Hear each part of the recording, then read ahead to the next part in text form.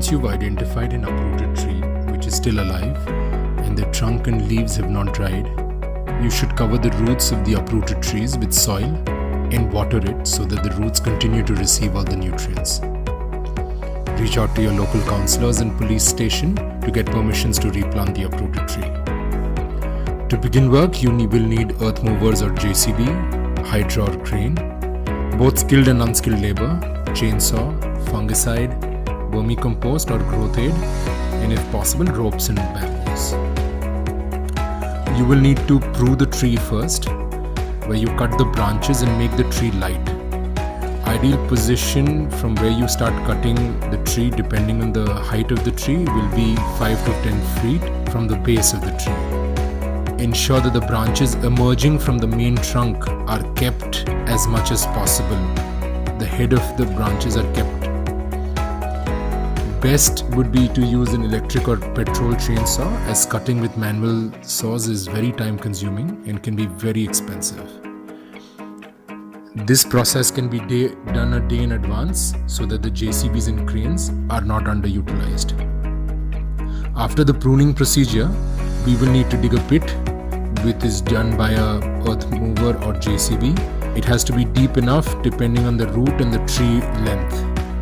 This pit has to be dug where the trees have to be replanted. After digging the pit, we will apply fungicide paste on the tree. Prepare a semi-thick paste of fungicide by mixing in water and apply around the parts of the root which are cut, and also parts where the trunk and the branches have been cut or have been damaged. Now when the tree is pruned and treated with fungicide paste, we will start the replantation.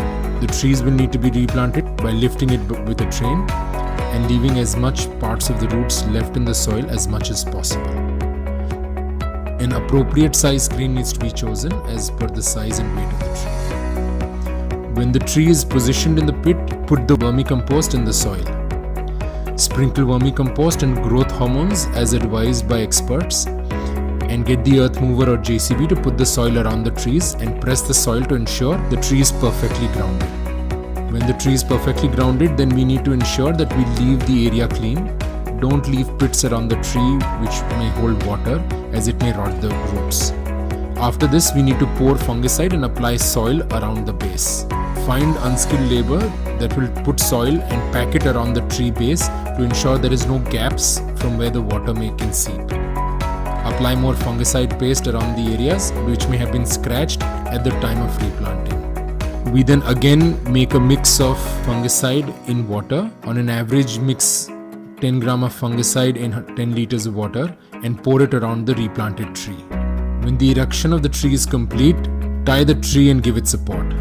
The tree can be tied with a rope to a nearby tree or a pole, or any rigid surface that it can withstand post-replantation activities. Water after replantation.